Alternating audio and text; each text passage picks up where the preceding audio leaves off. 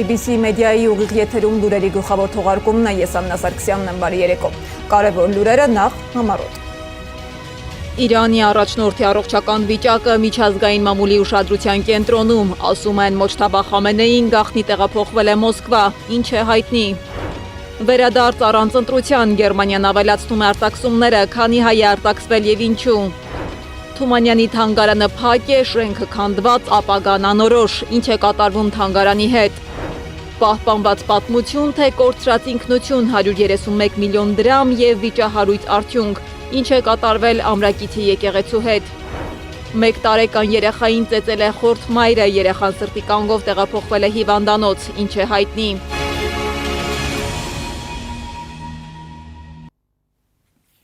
Միջազգային մամուլում մեծ աղմուկ է բարձրացրել Իրանի նոր առաջնորդ Մոջթաբա Խամենեիի առողջական վիճակի մասին հրապարակումները։ Մի շարք լրատվամիջոցներ գրում են, որ Խամենեին բուժման նպատակով գաղտնի տեղափոխվել է Մոսկվա, սակայն Կրեմլը հրաժարվում է մեկնաբանել այդ տեղեկությունը։ Ռուսաստանի նախագահի խոսնակը պարզապես նշել է, որ այդ լուրը չեն մեկնաբանում։ Ավելի վաղ Քուվեյթի Ալ-Ջարիդա թերթը հաղորդել էր, որ Իրանի առաջնորդը բուժվում է Մոսկվայում Ռուսաստանի նախագահի վարչակազմի կողմից կառավարվող հիվանդանոցում։ Ըստ թերթի բարձրաստիճան աղբյուրի, Խամենեին Ռուսաստանի մայրաքաղաք է տեղափոխվել խիստ գաղտնիության պայմաններում։ Նույն աղբյուրի փոխանցմամբ նա ենթադրաբար փետրվարի 28-ին ավիահարվածների հետևանքով վիրավորվելուց հետո Մոսկվա է տեղափոխվել ռուսական ռազմական ինքնաթիռով։ Նշվում է նաև, որ Ռուսաստանում բուժվելու տարբերակը Իրանի իշխանությանն առաջարկել է Ռուսաստանի նախագահ Վլադիմիր Պուտինը Իրանի նախագահ Մազուդ Փեզեշքյանի հետ հեռախոսազրույցի ժամանակ։ Մինչդեռ բրիտանական The Sun պարբերականը գրում է, որ Իրանի նոր առաջնորդի վիճակը ծայրահեղ ծանր է։ Թերթի տեղեկություններով 56-ամյա Մոջթաբա Խամենեին գտնվում է կոմայի մեջ, միացված է արհեստական շնչառության սարքը, չի կարողանում ինքնուրույն շնչել։ Պարբերականի տվյալներով նա կորցրել է ոտքը եւ հնարավոր է ստացել է նաեւ լյարդի եւ ստամոքսի լուրջ վնասվածքներ։ Մինչ այս պահը պաշտոնական մակարդակով այս տեղեկությունները չեն հաստատվել։ Իսկ Թեհրանը փորձում է փարատել անհանգստությունները։ Իրանի արտաքին գործերի նախարար Աբբաս Արաղչին հայտարարել է, որ Իսլամական Հանրապետությունը համակարգ է, որը կախված չէ որևէ անհատից կամ մարդկանց խմբից։ Պետությունը կատարում է իր գործունեությունը, ամեն ինչ իր տեղում է, Արաղչիի խոսքով գերագույն առաջնորդի հետ որևէ խնդիր չկա։ Նա կատարում է իր պարտականությունները համաձայն սահմանադրության։ Նախարարը նաև անդրադարձել է Հորմուզի նեղուցին։ Հորմուզի նեղուցը բաց է, այն փակ է միայն Իրանի թշնամիներին պատկանող տանկերների եւ նավերի համար։ Իհարկե շատերը նախընտրում են չանցնել այդտեղով իրենց անվտանգության մասին մտահոգությունների պատճառով, սակայն դա մեզ հետ կապ չունի։ Հորմուզի նեղուցի շուրջ աճող լարվածության ֆոնին միջազգային դերակատարները շարունակում են հստակեցնել իրենց դիրքորոշումները։ Գերմանիան չի տեսնում ՆԱՏՕ պաշտպանական դաշինքի դերը նեղուցի հնարավոր շրջափակման հարցում։ Բրյուսելում հայտարարել է Գերմանիայի արտգործնախարար Յոհան Վադեֆուլը։ Նրա խոսքով ՆԱՏՕ-ն այս ուղղությամբ որևէ որոշում չի ընդունել եւ նման պատասխանատվություն ստանձնելու հարց չի քննարկել։ Հորմուզի նեղուցի շուրջ հնարավոր քայլերի մասին վերջնական որոշում դեռ չկա նաև Մեծ Բրիտանիայում։ Վարչապետ Քիր Սթարմերը հայտարարել է, որ կառավարությունում քննարկումները շարունակվում են, սակայն որևէ որոշում դեռ չի կայացվել։ Մինչդեռ Միացյալ Նահանգների նախագահ Դոնալդ Թրամփը մեծացնում է ճնշումը եվրոպացի դաշնակիցների վրա, կոչ անելով նրանց մասնակցել նեղուցի պաշտպանության ապահովմանը։ Նա նաև նախազգուշացրել է, որ եթե դաշինքի անդամները չաջակցեն Վաշինգտոնին, ՆԱՏՕ-ին կարող է սպասել շատ վատ ապագա։ Իսկ ինչու է Թրամփը փորձում ամեն գնով Եվրոպային եւ ՆԱՏՕ-ին ներքաշել այս գործի մեջ, քաղաքագետն է մեկնաբանում։ Միացյալ Նահանգները փորձում է պատասխանատվությունը կիսել նաև ՆԱՏՕ գծով իր դաշնակիցների հետ, հաշվի առնելով այն միջազգային հավանական տնտեսական եւ էներգետիկ ճգնաժամ, որը կարող է առաջանալ, եթե այս վիճակը երկարատև լինի։ Այս պահին իմ կարծիքով շարունակվում է դեմքը փրկելու գործողություններ Միացյալ Նահանգների, հաշվի առնելով նաև Իրանի Իսլամական Հանրապետության դիմադրող ունակությունը այս հակամարտության մեջ, հետևաբար եւ Թրամփը եւ Միացյալ Նահանգների ադմինիստրացիան կարծում եմ փորձում է հնարավորինս շատ դերակատարներ ներգրավելով գործընթացի մեջ փորձել հասնել հնարավոր առավելագույն, այսպես ասենք, իրենց համար հաջող սցենարի։ Իսկ Իսրայելը հայտարարել է, որ հարվածել եւ ոչնչացրել է Իրանի թիվ 1 կառավարական ինքնաթիռը։ Ցախալի հաղորդմամբ այս գիշեր թիրախ է դարձել Թեհրանի Մեհրաբադ օդանավակայանը։ Հարվածը ըստ իսրայելական կողմի հասցվել է հենց այն ինքնաթիռին, որից տարիներ շարունակ օգտվել են Իրանի բարձրագույն ղեկավարության ներկայացուցիչները, այդ թվում Իրանի նախկին գերագույն առաջնորդ Ալի Խամենեին։ Իրանագետ Վարդան Ոսկանյանն էլ նշում է, որ պատերազմը լուրջ փոփոխություններ է բերել Իրանի ռազմաքաղաքական համակարգում։ Նրա խոսքով իսլամական հեղափոխության իրականացրած եւ Իրանա-իրաքյան պատերազմի մասնակից սերնդին փոխարինել է իրանցի ռազմաքաղաքական գործիչների երկրորդ սերունդը։ Չնայած այս սերունդն իր հերթին անցել է այնպիսի լրջագույն փորձությունների միջով, ինչպիսիք էին իսլամական պետություն տերորիստական խմբավորման դեմ պայքարն Իրաքում եւ պատերազմը Սիրիայում, այդուհանդերձ այն չունի Իրանի դեմ ուղղակի ագրեսիան չեզոքացնելու այն փառքը, որն ուներ նախորդ սերունդը։ Հետևաբար, իրանական ներկա ռազմաքաղաքական ղեկավարության ուժգին մոտիվացիան պաշտպանելու Իրանը նկատելիորեն սնվում է նաեւ այս հանգամանքից։ Մերձավոր Արևելքում տեղի ունեցող իրադարձությունները ազդում են նաև իրանահայերի վրա։ Հայ առաքելական եկեղեցու ատրպատականի թեմը ժամանակավորապես դադարեցրել է եկեղեցական արարողությունները Թավրիզում եւ Ուրմիայում, իսկ հայկական դպրոցները անցել են հեռավար ուսուցման։ Թեմական խորհրդի փոխանցմամբ հայ համայնքում այս պահին վնասներ չկան, պայթյունների հետևանքով միայն պատուհանների ապակիներ են կոտրվել։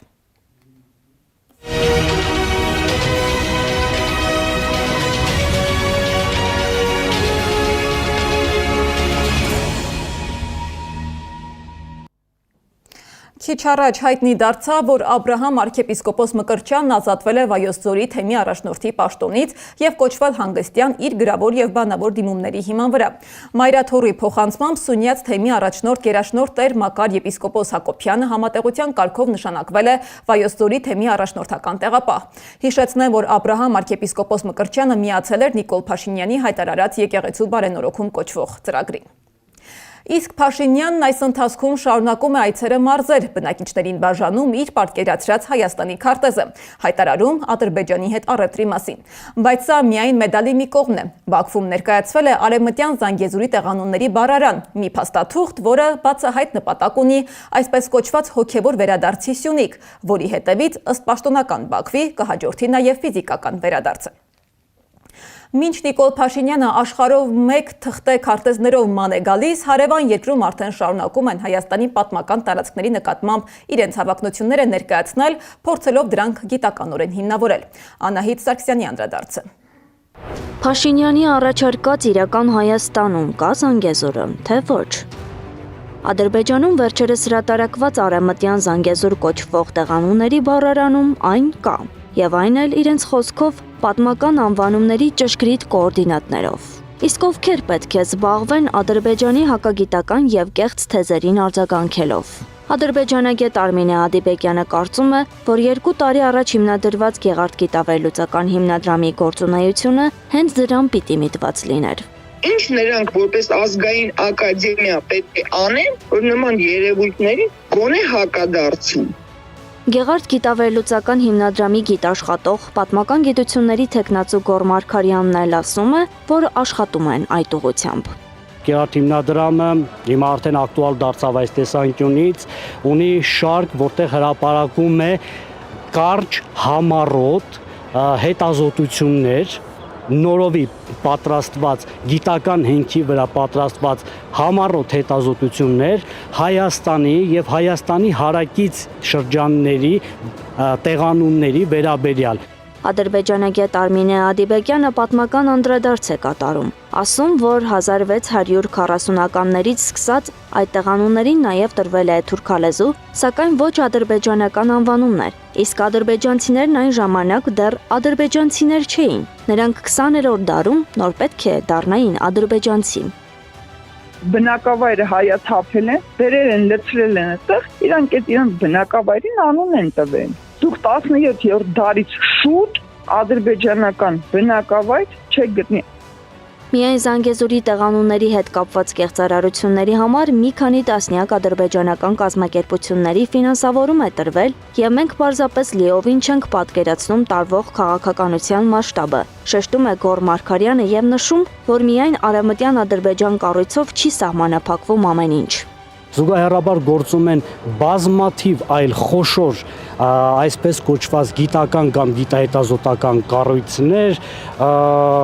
մեդիա էքսպերտային հիմնադրամներ, կազմակերպություններ, որոնց ամբողջ աշխատանքը միտված է նույնին հայկական պատմական մշակութային ներկայությունը ժխտելու, ջնջելու եւ այդ ամբողջը յուրացնելու։ Ադրբեջանը շատ ավելի հեռուն է գնում։ Վերջերս օրինակ անցկացրել էր Արևմտյան Ադրբեջան հայտարարված կոչված այդ կազմակերպությունը Արևմտյան Ադրբեջանի ավանդույթների խոհանոցի վերաբերյալ միջոցառում եւ այնտեղ չգիտեք ինչու Արևմտյան Ադրբեջանի պատկերացնում եք ցինիկության աստիճանը գառն ու գաթան հաղթող էր ճանաչվել։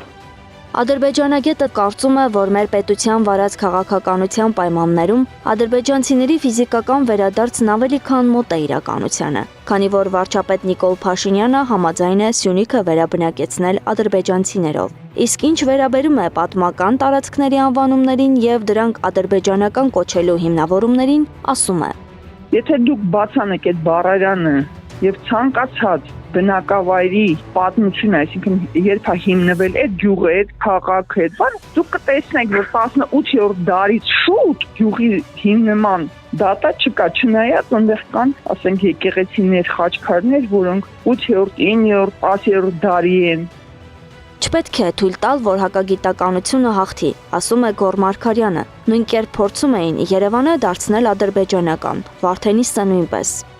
Իմ եւ գործընկերներիս կողմից մեծ հրատարակություն է պատրաստվում, ծավալուն հրատարակություն է պատրաստվում ոչ միայն Զանգեզուրի, այլև ընդհանրապես հայկական բնակավայրերի, նկատի ունեմ ոչ միայն հայաստանյան բնակավայրերի, հայկական ու հայաբնակ բնակավայրերի յուրացման կեղծարարության ադրբեջանցիների ջանքերի ընդհանուր տրամաբանությունը վերլուծող եւ մերկացնող հետազոտություն է պատրաստում։ Այն, որ Արևմտյան Ադրբեջան համայնք կազմակերպության ղեկավար Ազիզ Ալեքբերլին հայտարարում է, թե Արևմտյան Զանգեզուրի աշխարհագրական անվանումների բառարանի ստեղծումը հոգևոր վերադարձ է պատմական տարածքներ, հուշում է միայն մեկ բանի մասին. սկզբում հոգևոր վերադարձ, հետո ֆիզիկական։ Ահա թե ինչպիսի նպատակ ունի արդեն 40 տարուց ավելի ինտենսիվորեն մշակված այս քաղաքականությունը, կարծում են փորձագետները։ Անահիտ Սարգսյան, Էդիկ Մալաքյան, Նանա Գևորգյան, ABC Media։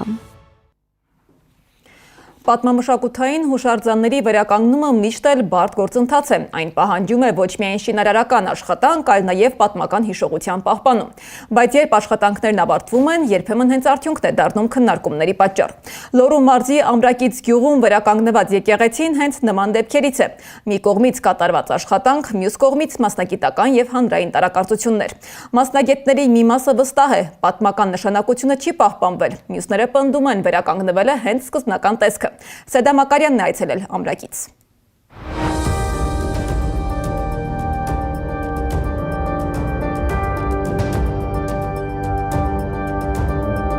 Լոռու մարզի Ամրակից գյուղում գտնվող ռուսական եկեղեցին հիմա այս տեսքն ունի։ Լոռու մարզի կանաչ բլուրների մեջ բարձրանում է Սուրբ Նիկողայոս հրաշագործի եկեղեցին, որը կառուցվել է 1848 թվականին նեոռուսական ոճով։ Այն միշտ անկրկնելի է եղել իր պատմությամբ ու ճարտարապետությամբ, որն այսօր սակայն չի պահպանվել։ Կրթության, գիտության, մշակույթի եւ սպորտի նախարարության ֆինանսավորմամբ վերանորոգվել է եկեղեցին, կորցնելով իր հիմնական դիմագիծն ու ճարտարապետությունը։ Նշեմ նաեւ, որ հատվել են եկեղեցու շուրջը գտնվող գրեթե բոլոր ծառերը։ Մոտ 131 միլիոն դրամ է հատկացվել 2 տարի տևած վերականգնման աշխատանքների համար, սակայն եկեղեցու նոր տեսքը քննարկումների առարկա է դարձել եւ միանշանակ չի ընկալվել հանրության եւ մասնագիտական շրջանակներում։ Մի փոքր այդ թարմացումը ել եմ ասում։ Շատերին ով թյուրիմացաբար մի քիչ ուրիշ ընկալում է տալիս եւ այսպես խորացած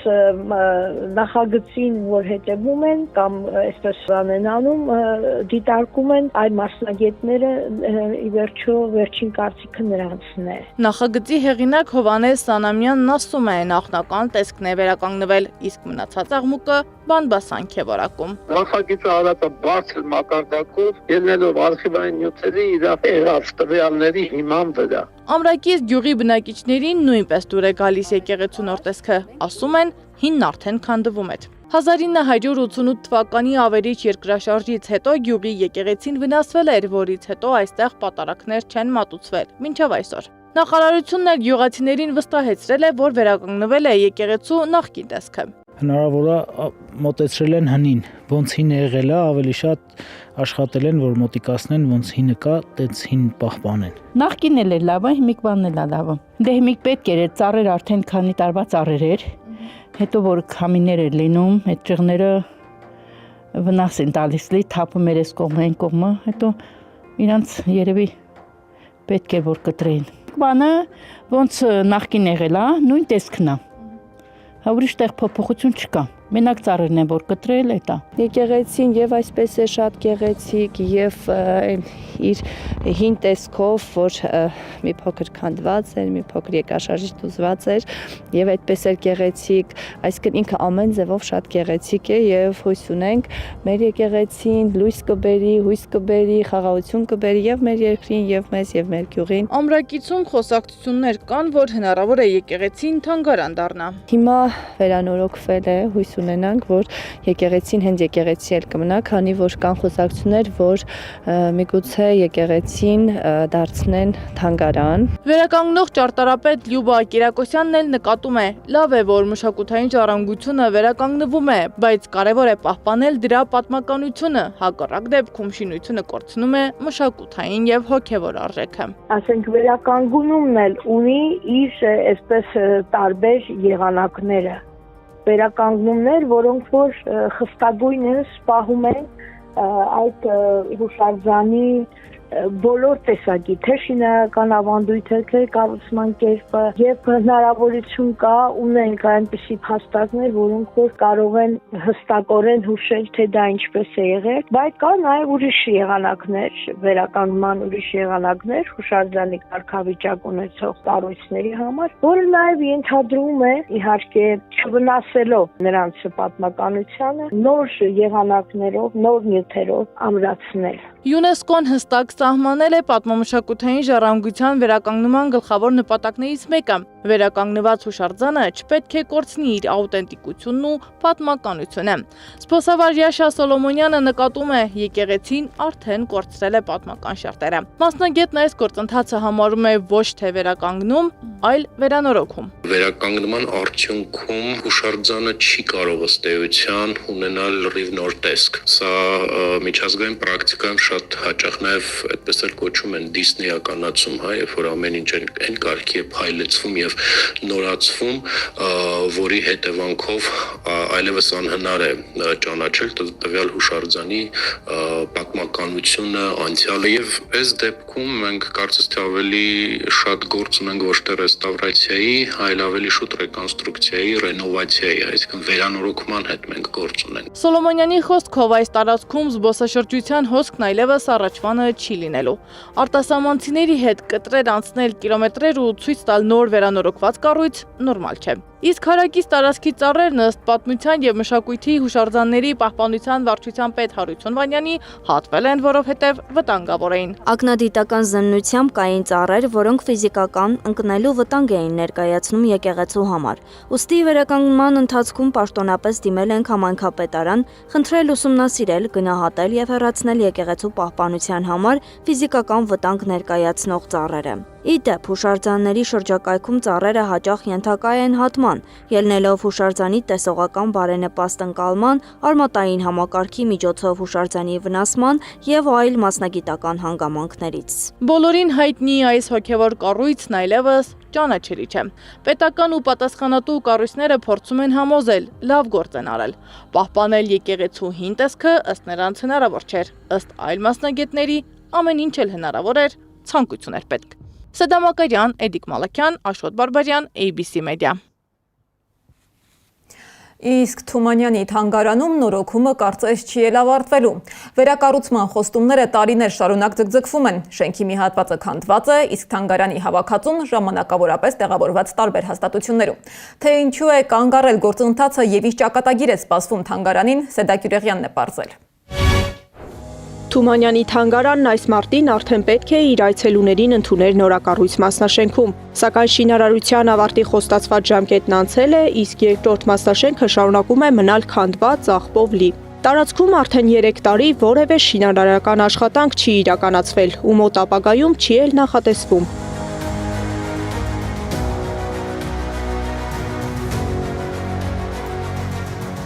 Թումանյանի թանգարանը սակայն չի դադարեցրել իր աշխատանքը։ Շարունակում է գործել Հրանտ Մաթևոսյանի թանգարանում։ 2023-ից Թումանյանի թանգարանի կողպելուց ի վեր 3 ամսով ձգձգվող համաձայնագիրն այդպես էլ կողմերի միջև վարձակալության պայմանագիր չի դարձել։ Փաստացի Թումանյանի թանգարանն անժամկետ ու առանց վճարի է գործունեություն ծավալում Մաթևոսյանի թանգարանում։ Եվ որքան էլ սիրով ընդունած լինեն Թումանյանի թանգարանի աշխատակազմին, տնօրենի խոսքով սա երկար ձգվել չի կարող։ Հոկտեմբերի անցյալ տարվա պիտի վարձակալության պայմանագիր կնքվեր որոշակի պայմաններով, դա շատ երկարաձգվեց, հիմա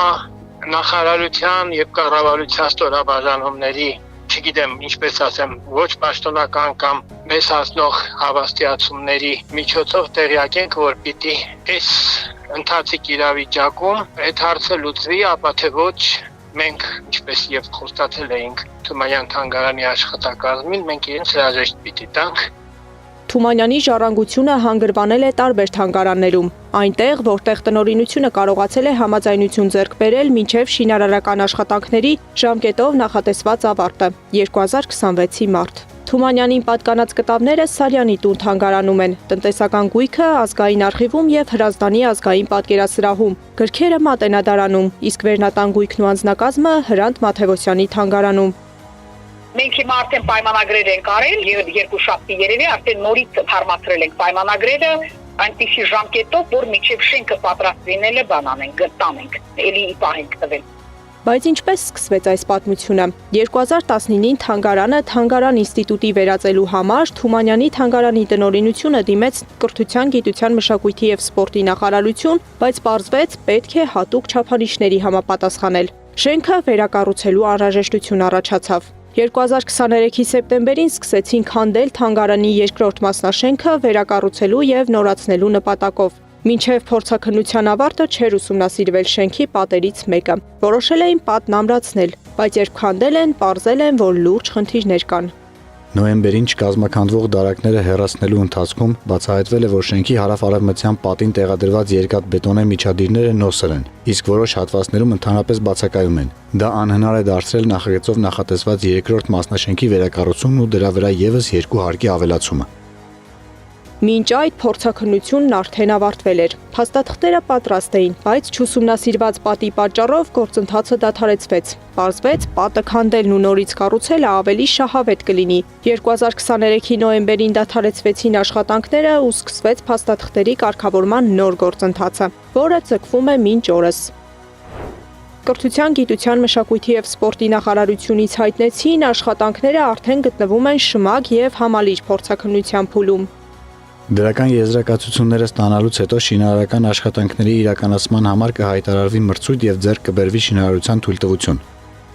Թե երբ կլինի շինարարության թույլտվությունը, երբ կվերսկսվեն եւ կավարտվեն շինաշխատանքները, որևէ կառույց չի հստակեցնում։ Մինչ այդ Թումանյանի թանգարանի հավաքածուն շարունակում է մնալ տարբեր հաստատություններում, իսկ թանգարանի աշխատակազմի ապագան անորոշ։ Սեդա Գյուրեղյան, Նոնա Գևորգյան, ABC Media։